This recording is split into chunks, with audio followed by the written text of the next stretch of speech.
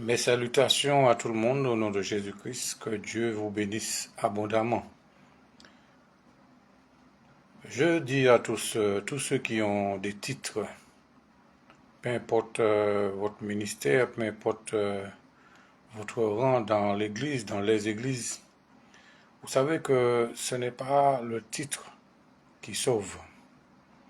Vous pouvez avoir un titre de pasteur, d'évangéliste, de docteur, d'apôtre, de prophète. Cela n'est pas une garantie pour vous que vous allez entrer au ciel. Même l'apôtre Paul disait que je traite durement mon corps. C'est pour qu'après avoir prêché aux autres, que je ne sois moi-même rejeté. Donc cela veut dire que vous pouvez avoir de gros titres. Vous pouvez avoir vraiment de grandes responsabilités. Vous pouvez avoir peut-être de grandes églises avec beaucoup de membres. Mais si vous-même, dans votre vie personnelle, vous n'êtes pas sanctifié, vous n'êtes pas consacré, si vous ne vivez pas chaque jour la sanctification, vous risquez de passer à côté du ciel. Vous risquez de passer à côté du royaume de Dieu si vous ne vous sanctifiez vous-même. Parce que par votre ministère, beaucoup de gens peuvent être sauvés. Mais si vous-même, vous ne veillez pas sur votre vie personnelle, sur votre relation avec Dieu, sur votre sanctification, votre consécration, en vous éloignant de tout péché, de toute forme de péché, il faut savoir que vous ne pourrez pas entrer au ciel. Vous ne pourrez pas être sauvé. Parce que beaucoup de serviteurs et de servantes de Dieu pensent que le fait d'avoir un rang dans l'Église, d'avoir une responsabilité, c'est une garantie pour eux d'entrer au ciel. Non. Le titre que vous avez n'est pas un passeport pour le ciel. Le rang que vous avez dans l'Église n'est pas un passeport pour le ciel. Voilà, la position que vous avez dans l'Église n'est pas un passeport pour le ciel. Si vous ne veillez pas sur votre sanctification, votre consécration, si vous ne veillez pas sur votre cœur, si vous avez encore de la rancune, de la haine, de la colère envers quelqu'un, que ce soit dans l'église ou en dehors de l'église, vous ne pouvez pas entrer au ciel avec ces sentiments. La Bible dit dans l'évangile de Matthieu, le chapitre 5, heureux ceux qui ont le cœur pur, car ils verront Dieu. C'est-à-dire que pour voir Dieu, c'est-à-dire entrer dans sa présence, entrer dans sa gloire, entrer dans son royaume, entrer dans le paradis, arriver là où Dieu demeure, il faut avoir un cœur pur, des mains pures, une bonne conscience. Il faut vraiment passer par une vraie repentance et une vraie conversion. Parce que beaucoup de gens font beaucoup de choses dans les églises, mais dans leur vie cachée, dans leur vie secrète, il y a des choses que personne ne sait, mais que Dieu voit.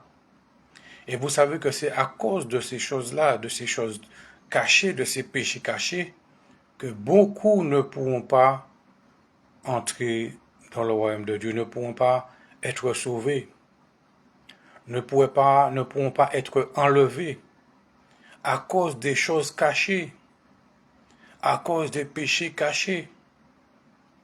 Oui, mon frère, oui, ma sœur, peut-être que tu chantes à l'église, tu prêches, tu as une activité quelconque à l'église, tu es acclamé, tu es glorifié, tu es complimenté. Mais Dieu te connaît. Dieu connaît ta vie cachée. Ce que personne ne sait, Dieu le voit. C'est pour cela que on ne peut pas tromper Dieu. Et on ne se moque pas de Dieu. Je vous le dis en vérité, beaucoup de personnes dans les églises, que ce soit les pasteurs, les prophètes, les évangélistes, les docteurs, les apôtres, peu importe les noms, les diaconesses, serviteurs, servantes de Dieu, chrétiens ou pas, quel que soit le rang que vous avez dans l'église, si vous ne vous sanctifiez pas, si vous ne vous consacrez pas, si vous gardez encore des péchés cachés, secrets dans vos vies, et que la mort vient à vous surprendre, à vous trouver dans ces péchés, si vous n'avez pas eu le temps de vous repentir, de vous convertir sincèrement, vos titres, vos responsabilités, vos programmes d'église, vos activités, vos propriétés, peu importe, vous êtes propriété d'église, vous êtes fondateur, vous êtes président, peu importe, voilà, visionnaire. Si vous n'avez pas un cœur pur, vous ne pourrez pas voir Dieu. Peu importe ce que vous avez été, peu importe ce que vous avez fait sur la terre, dans les églises ou ailleurs, si vous n'avez pas un cœur pur, vous ne pourrez pas voir la gloire de Dieu. Alors, comme il est écrit dans Actes des Apôtres, repentez-vous et convertissez-vous afin que vos péchés soient pardonnés et que des temps de rafraîchissement viennent de la part du Seigneur. Alors, à tous ceux qui ont des responsabilités dans les églises, à tous les fondateurs d'églises, les visionnaires, ne vous confiez pas dans vos diplômes, ne vous confiez pas dans vos titres, ne vous confiez pas dans vos responsabilités, ne vous confiez pas de la quantité de membres que vous avez dans vos églises. Si vous-même, vous ne vous repentez pas, si vous-même, vous ne vous convertissez pas, si vous-même, vous ne vous sanctifiez pas personnellement, vous ne pourrez pas voir Dieu, vous ne pourrez pas voir la gloire de Dieu, vous ne pourrez pas entrer dans la gloire de Dieu. C'est pour cela que beaucoup seront surpris de ne pas être enlevés. Pourquoi? Parce qu'il y a eu des péchés qui n'ont pas été confessés, des péchés qui n'ont pas été abandonnés, des péchés qui ont été entretenus, gardés, cajolés pendant des jours, des semaines, des mois, des années, sans que personne ne le sache. Alors avant qu'il ne soit trop tard, mon frère, ma sœur, repens-toi, sincèrement. Abandonne toutes sortes de péchés. Tous les péchés que tu commets en secret, abandonne-les. Tous les péchés que tu commets en cachette, abandonne-les. Dans le livre des Proverbes, le chapitre 11, le chapitre 28, verset 13, il est écrit, celui qui cache ses transgressions ne prospère point, mais celui qui les avoue et les délaisse obtient miséricorde. Alors, si tu veux obtenir la miséricorde, le pardon de Dieu, confesse tes transgressions. Arrête de continuer à pécher. Arrête de continuer de pratiquer le péché en secret. Il y a même de ceux qui sont dans l'église et qui continuent à pratiquer la sorcellerie. Tu es pasteur, tu es responsable d'église, tu as ton église, c'est toi qui as peut-être fondé l'église, tu es le visionnaire, tu es serviteur, servante de Dieu, mais tu continues à pratiquer la sorcellerie. Peut-être que tu continues à commettre l'adultère. Tu es dans toutes ces choses-là, dans la masturbation. Tu continues à regarder des images, des films, des vidéos pornographiques. Tu peut-être continues à mentir, à voler, à tricher, à tromper, à escroquer. Il faut se repentir sincèrement. Il faut se repentir. Beaucoup de gens aussi sont dans les falsifications de papier, qui trompent les impôts. Vous trompez la CAF. Vous faites de fausses déclarations. Pourtant, vous êtes dans l'église. Pourtant, vous avez des responsabilités.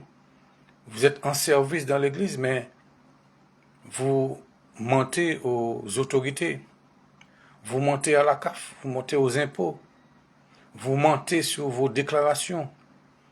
Tout cela vous empêchera d'être sauvé. Oui, c'est pas le fait d'avoir un micro dans vos mains et une Bible.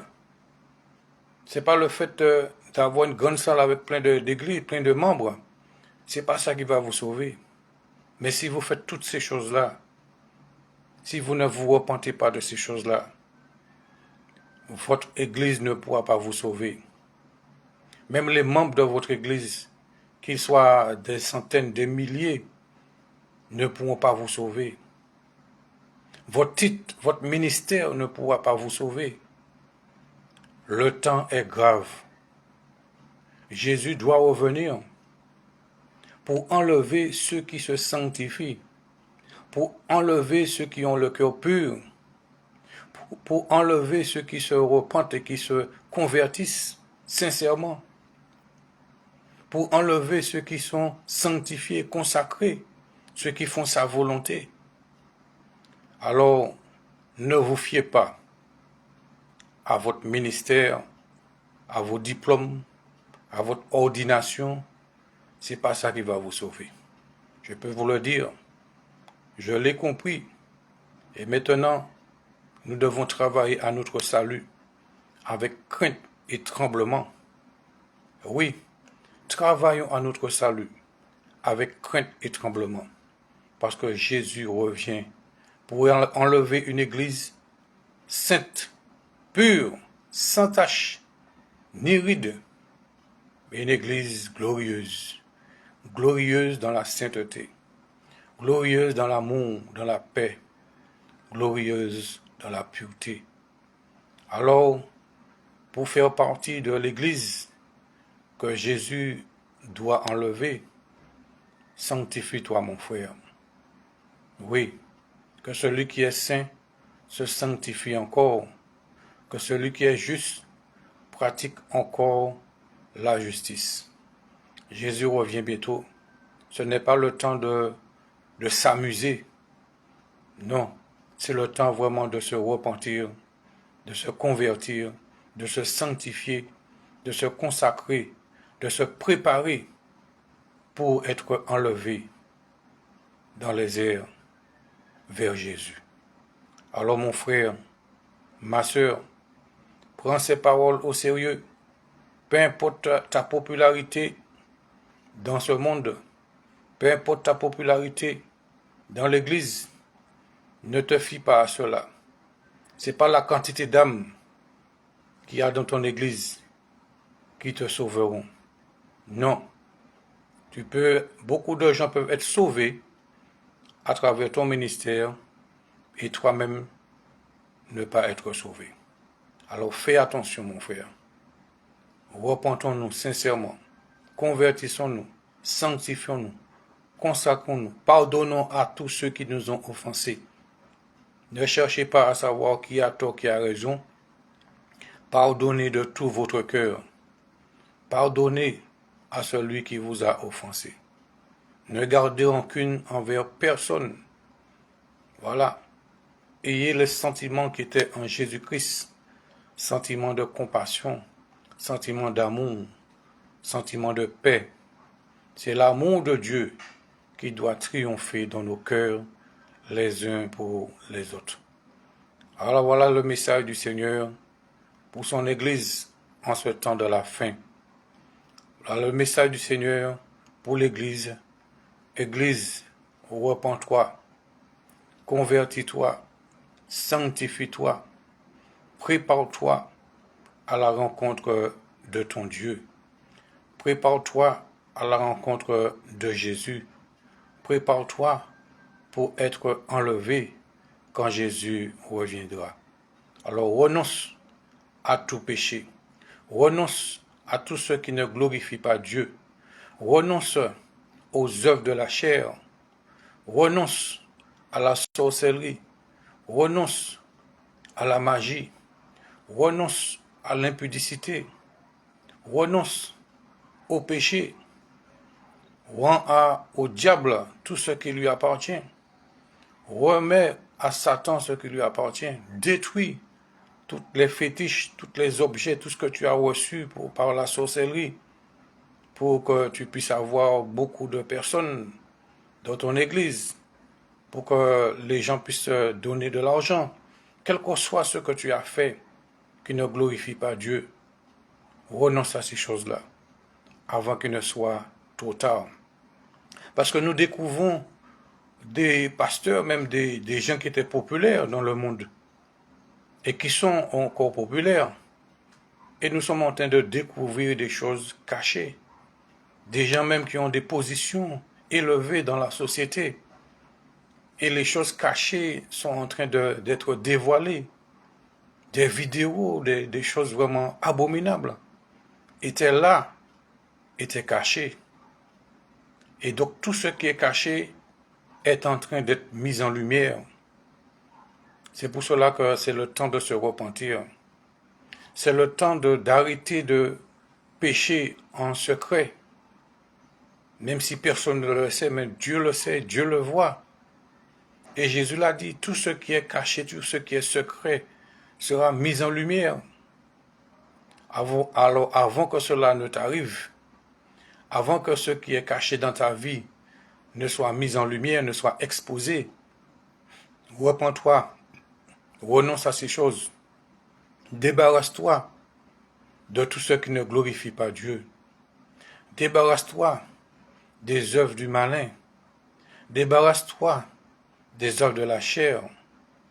Et Dieu te fera grâce. Dieu va te pardonner. Il va te délivrer. Il va te restaurer. Il va te rétablir. Et il va te sauver. Alors, Église, c'est le moment de se sanctifier. Ce n'est pas le moment de tourner nos regards vers le monde pour chercher à ressembler au monde, à imiter le monde. Non, c'est le temps vraiment de tourner nos regards vers le retour de Jésus. Alors, tout ce qui est sur la terre est éphémère. Même le sage disait, vanité des vanités, tout est vanité. Alors ne cherchez pas les choses du monde, cherchez plutôt le royaume de Dieu. Cherchez plutôt ce qui plaît à Jésus. Cherchez plutôt à plaire à Dieu en toutes choses. Cherchez plutôt ce qui vraiment glorifie Jésus. Voilà. Invoquez le Seigneur Jésus, priez-le, suppliez-le, mais surtout, renoncez à tout péché au nom de Jésus-Christ. Voilà le message du Seigneur à son Église. L'Église aujourd'hui partout sur la terre a besoin de repentance. Ce n'est même pas le monde. Le monde a besoin de repentance, mais nous aussi, nous avons besoin de nous repentir. Chacun pour sa part, nous avons besoin de nous convertir. Nous avons besoin de nous sanctifier, de nous consacrer. Nous avons besoin de nous pardonner les uns les autres. Trop de rancune, trop de haine, trop de méchanceté, trop de vengeance, trop d'humiliation, de mépris, de rejet entre nous. Cela doit cesser. Nous devons nous pardonner, nous réconcilier, nous aimer les uns les autres et vivre en paix les uns avec les autres. Alors, avant qu'il ne soit trop tard, mon frère, ma sœur, repens-toi, convertis-toi, abandonne tout ce qui est mal, tout ce qui est impur, tout ce qui est sale, tout ce qui est mauvais. Cherche à avoir un cœur pur. Voilà. Nettoyez vos mains, purifiez vos cœurs, afin que vous puissiez être pardonnés, être sauvés et voir la gloire de Dieu. Que Dieu vous bénisse et je vous dis à très bientôt au nom de Jésus-Christ.